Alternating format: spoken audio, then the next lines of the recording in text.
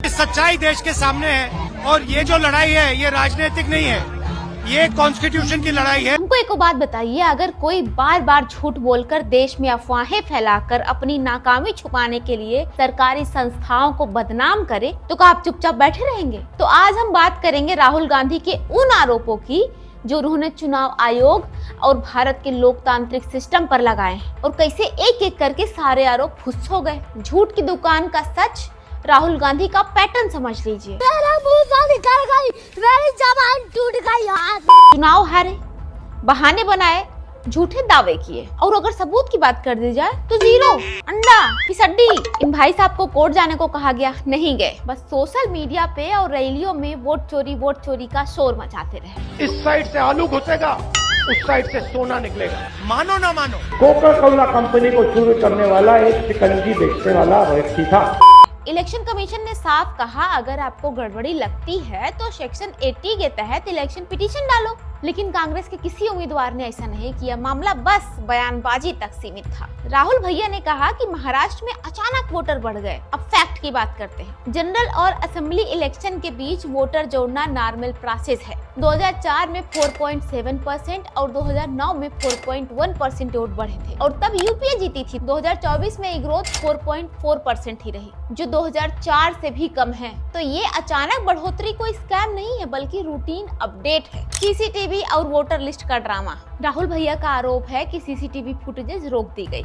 अब सच जानिए। Representation of people act के तहत फुटेजेस 45 दिन तक स्टोर होती है। रिक्वेस्ट टाइम पर डालनी होती है। प्राइवेसी और सिक्योरिटी कारणों से ओपनली रिलीज नहीं की जा सकती ना, खासकर नक्सल और संवेदनशील इलाकों में। और तो और कांग्रेस का कौनो उम्मीदवार फुटेजेस के लिए अप्लाई ही नहीं किया। डिजिटल वोटर लिस्ट वो तो ईसीआई पहले से हर पार्टी को पीडीएफ देता है, वेबसाइट से भी मिल सकती है। कर्नाटक और धुले के केस महादेवपुरा, राहुल बोले यहाँ डुप्लीकेट वोटिंग हुई। अब सच जानिए। बीजेपी सिर्फ यहाँ नहीं 4 सीटों पर लीड में थी।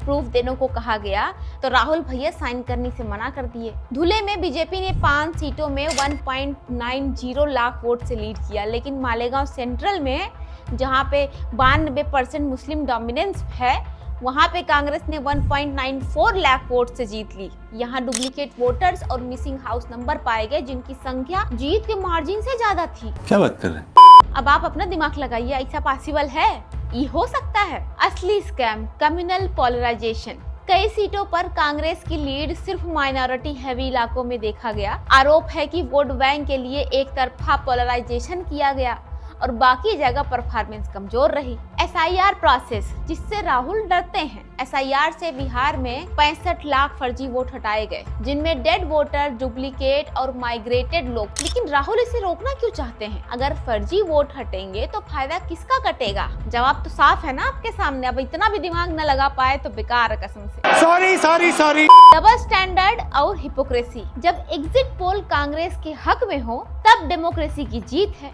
और जब बीजेपी जीते तो रिगिंग हुई है। हिपोक्रेसी की भी सीमा होती है। हिमाचल में 10 सीटें सिर्फ 12,000 वोट के मार्जिन से हारी बीजेपी। तब कोई रिगिंग की बात नहीं की गई। काहे? कांग्रेस का पुराना रिकॉर्ड डॉक्यूमेंट में कई पुराने केस गिनाए गए जहां कांग्रेस पर खुद चुनावी धांधली के आरोप लगे। 1952 से लेकर 1989 तक इमरजेंसी बैलेट बॉक्स में गड़बड़ी, वोटर्स को डराना और हथियारबंद गुंडों का इस्तेमाल, विदेशी स्क्रिप्ट और कलर रिवोल्यूशन। डॉक्यूमेंट दावा करता है कि कांग्रेस विदेशी एनजीओज और ग्लोबल मीडिया नैरेटिव से प्रेरित एक स्क्रिप्ट पर काम कर रही है। पहले ईसी पर शक डालो, प्रोटेस्ट भड़काओ, इंटरनेशनल प्रेशर बनाओ, सरकार गिराओ और इंटरिम सेटअप लाओ। उदाहरण के लिए समझते हैं कि बांग्लादेश 2024 का केस, जहां पीएम हसीना को हटाकर विदेशी सपोर्टेड गवर्नमेंट बैठी। अब बताते हैं कि क्यों ये खतरनाक है। ऐसी स्ट्रेटजी का असर पॉलिटिक्स पर नहीं बल्कि सोसाइटी पर भी पड़ता है। कम्युनल टेंशन, अफवाहें और सिस्टम पर भरोसा टूटता है। देखिए परिवार वालों, डेमोक्रेसी में सवाल पूछना जरूरी है, लेकिन बिना सबूत के संस्थाओं को बदनाम करना, झूठ फैलाना और देश देश को अंदर से तोड़ना ये बहुत खतरनाक खेल है, आप समझिए। अब जो सच्चाई रहेगी वो तो डाटा और फैक्ट से साफ हो ही जाती है ना।